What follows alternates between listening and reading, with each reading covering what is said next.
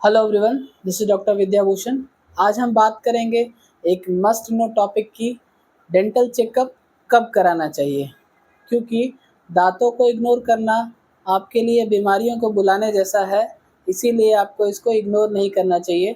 चलिए हम जानेंगे 6 साइन और सिचुएशंस जब आपको डॉक्टर से मिलना बहुत ज़्यादा ज़रूरी हो जाता है, ताकि आप किसी तरह का दर्द, पेन या फिर किसी एक्सपेंसिव ट्रीटमेंट से बचें। सबसे पहले, हर 6 महीने में डेंटल रूटीन चेकअप आप ज़रूर करवाएँ। इसके बहुत सारे रीज़न्स हैं, लेकिन जो मेन है वो ये है कि आपके प्लाक, कैविटीज़ या फिर जो भी गम प्रॉब्लम्स हैं, उसको शुरू में ये डिटेक्ट करके आपका ट्रीटमेंट आसान और सस्ता हो सकता है। चाहे दाँत में दर्द हो या ना हो, पर प्रिवेंशन के लिए आपको रेगुलर विज़िट करना बहुत ज़्यादा ज़रूरी है। इसीलिए आपको जब भी हो तो आपको डॉक्टर से मिलना चाहिए, कंसल्ट करना चाहिए।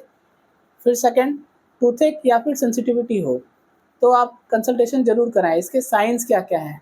मान लीजिए ठंडा या गर्म खाने में आपको बहुत ज़्यादा तेज़ दर्द हो रहा है, या फिर च्यू करते वक़्त, चबाते वक़्त आपको डिस्कम्फ़र्ट लगे, जॉज़ में स्वेलिंग हो जाए या फिर फ़ीवर हो, तो आपको डॉक्टर के पास जाना चाहिए।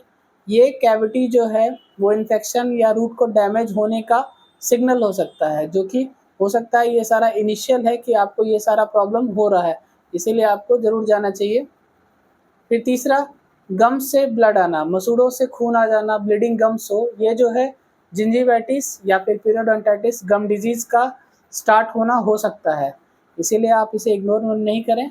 गम डिजीज़ से दाँत गिरने का भी रिस्क जो है वो बहुत ज़्यादा बढ़ जाता है।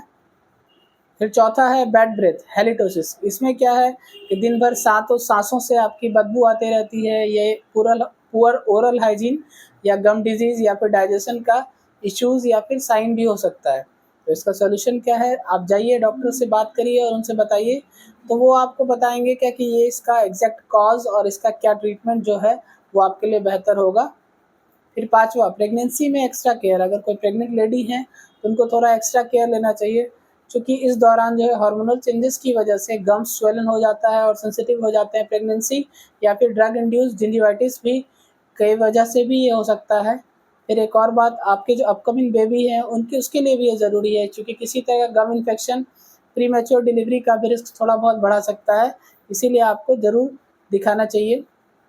फिर छठा, कोई सर्जरी या किसी अदर ट्रीटमेंट से पहले, फॉर एग्जांपल अगर आप मान लीजिए आप हार्ट सर्जरी करवाने के लिए जा रहे हैं या फिर जॉइंट रिप्लेसमेंट के लिए जा रहे हैं या फिर कैंसर ट्रीटमेंट हो रहा है या फिर किसी भी और अदर मेडिकल इमरजेंसी के लिए आप जा रहे हैं, तो पहले आप ओरल हेल्थ चेकअप कराना बहुत ज़्यादा ज़रूरी हो जाता है, क्योंकि इसका रीज़न है, मान लीजिए जो माउथ से ये कम्युनिकेट होकर सिस्टमिक डिजीज़ भी का भी कारण बन सकता है या फिर अलग तरह का कॉम्प्लिकेशन क्रिएट कर सकता है।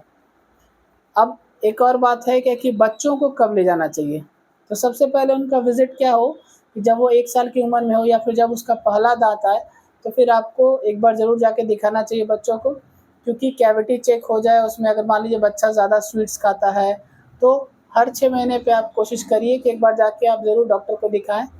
तो दोस्तों, सेहत के लिए जो है ये दाँत जो है आपका बहुत ही ज़्यादा इम्पोर्टेंट हिस्सा है। इग्नोरेंस से बहुत ज़्यादा प्रॉब्लम हो सकती है।